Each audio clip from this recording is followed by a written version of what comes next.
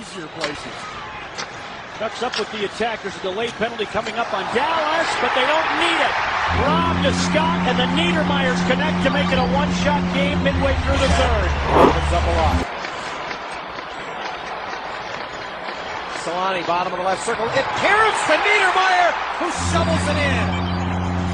You won't believe that there was a hockey defenseman who coaches said was way too fancy to ever win anything important. Scott Niedermayer was told his smooth skating and creative plays would get him destroyed in the tough world of professional hockey, but he became one of the greatest defensemen in NHL history instead. From his incredible end-to-end rushes that made entire teams look silly to his perfect passes that nobody saw coming, Niedermayer played hockey like it was pure art on ice, and his highlights are honestly some of the most beautiful you'll ever see. But how did this too fancy player prove every old school coach wrong and end up winning 4 Stanley Cups? And why did he choose to play a style that went against everything hockey teachers had been saying for decades? Well, to find out how one defenseman changed the game forever, we have to go back to 1991 when a small-town Canadian kid was about to change the game in ways nobody could imagine. And if you want to see how this incredible story unfolds, smash that like button and subscribe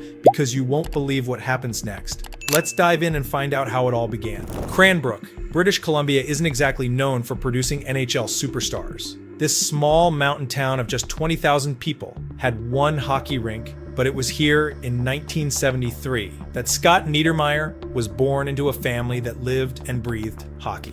His father, Bob, was the kind of guy who flooded the backyard rink every single night, even when it was minus 30 degrees outside. When little Scott first stepped on the ice at age 4, something was clearly different. While other kids his age were falling down and struggling to stay upright, Scott was gliding around like he was born with skates on his feet. His skating was so smooth that other parents would stop what they were doing just to watch this tiny kid fly around the rink. But here's where things got interesting. Most hockey coaches in the early 1980s taught one simple rule for defensemen: get the puck and get rid of it fast. Coaches wanted players to play it safe and focus on hitting people. But Scott's father had a different idea, encouraging his son to use his speed and skill, saying, "If you can skate better than everyone else, why wouldn't you use it?" This created a battle that followed Scott for years. When Scott joined the Kamloops Blazers in junior hockey, the debate got even louder. The Blazers were known for tough, physical hockey, but here was this smooth skating defenseman who would carry the puck end to end like he was playing in his backyard. Fans loved watching him play, but opposing teams would test his ability to handle the physical side of the game every chance they got to see if this fancy kid could handle real hockey. By the 1991 NHL draft, Scott had put up incredible numbers in junior hockey, but NHL scouts were split right down the middle. Some saw a future superstar.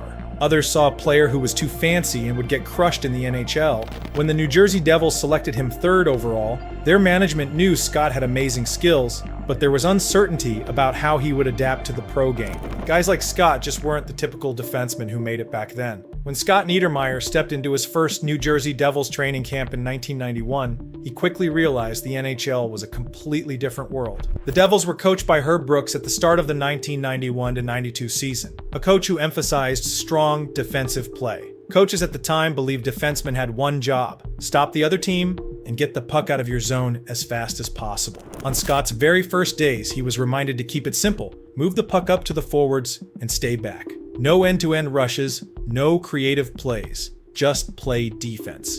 But Scott couldn't help himself. During his first few games, he would see an opening and start skating up the ice with the puck, just like he always had. The problem was, NHL forwards were much faster and smarter than junior players. Scott got caught out of position multiple times, leading to goals against his team. After some tough games, it was clear he had to learn the physical and fast-paced nature of the NHL. The veteran players weren't much help either. The Devils' tough defensemen advised Scott to play it safe and focus on simple plays. Even worse, opposing teams started targeting Scott specifically. They knew he liked to carry the puck, so they would send 2 forwards after him every time he touched it. Scott was getting hit more than ever, and his confidence started to drop. For months, Scott tried to change his game. He would get the puck and immediately pass it up the ice just like the coaches wanted. But something felt wrong. He wasn't using his best skill, his skating, and the team wasn't playing any better.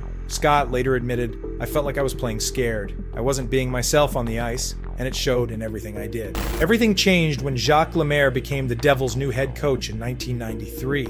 Lemaire had been a creative player himself and understood that hockey was evolving. After watching Scott play a few games, Lemaire encouraged him to skate with the puck more, not less. He saw Scott's skating as a weapon and believed that Scott's style could actually make the team harder to play against, not easier. With Jacques Lemaire's blessing to play his natural game, Scott's 1995-96 season became his true breakout year. He finished with 10 goals and 46 assists for 56 points, numbers that were almost unheard of for a 22-year-old defenseman back then. But it wasn't just the stats that got people talking, it was how he got those points. During that season, Scott dazzled fans and opponents alike with his smooth skating and creative plays, showing why he was considered part of a new generation of defensemen changing the game. The Devils went from missing the playoffs the year before to winning 37 games and making the postseason.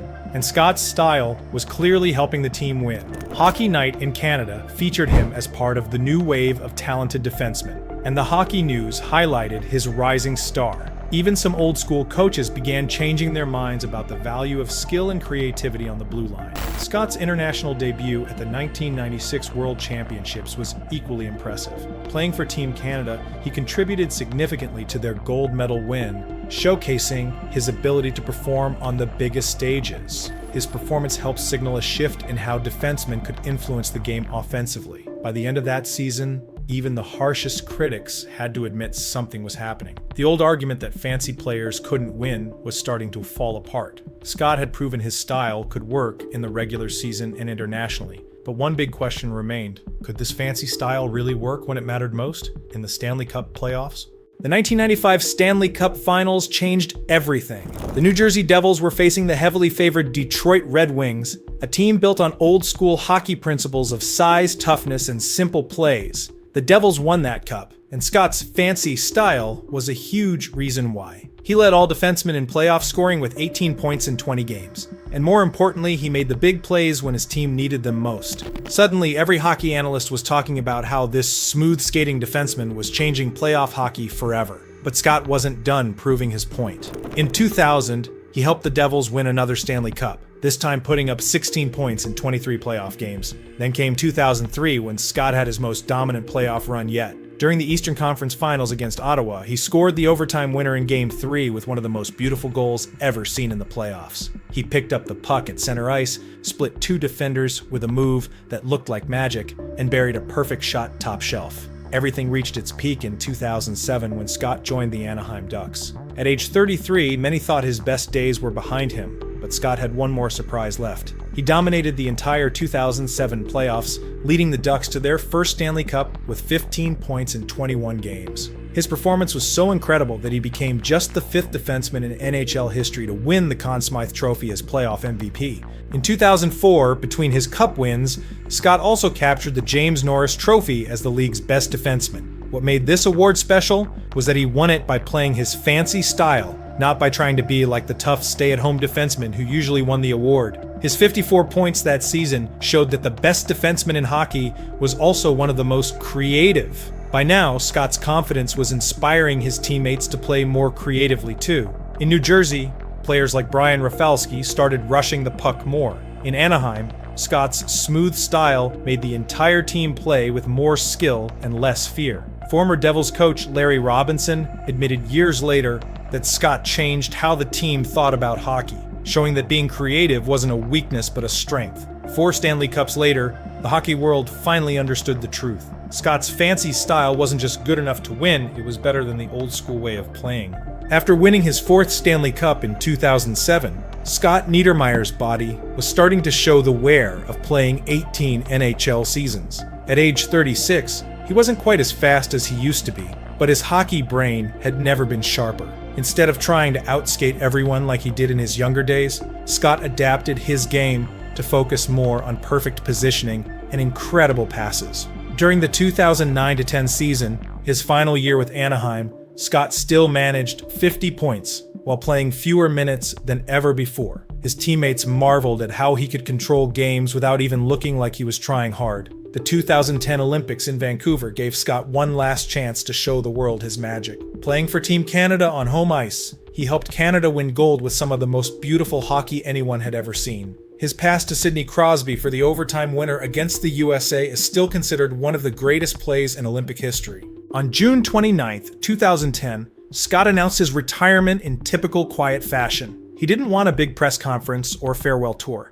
He just wanted to go home to his family in British Columbia. His final career numbers told an incredible story. 740 points in 1,263 games, 4 Stanley Cups, a Conn Smythe Trophy, a Norris Trophy, and 2 Olympic gold medals. But more importantly, he had completely changed how people thought about defensemen forever. The hockey world immediately understood what they had lost. Within hours of his retirement announcement, tributes poured in from players, coaches, and fans around the world. After retiring, Scott stayed involved in hockey as a consultant and occasional coach, but he preferred spending time with his family. However, his influence on the game continued to grow every single year. If you watch hockey today, you're watching Scott Niedermayer's vision of the game. Look at defensemen like Erik Karlsson, who has over 100 points in a season, or Cale Makar, who plays exactly like Scott did, smooth skating, creative passes, and end-to-end rushes. These players aren't considered too fancy anymore. They're considered the best in the world.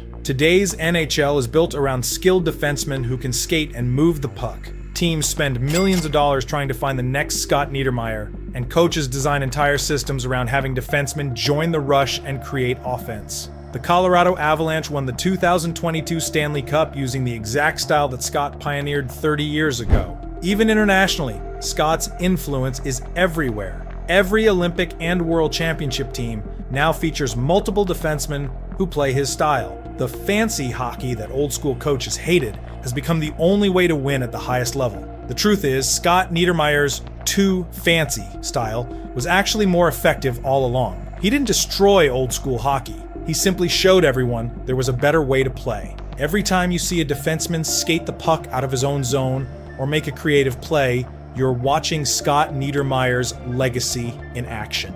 So what do you think?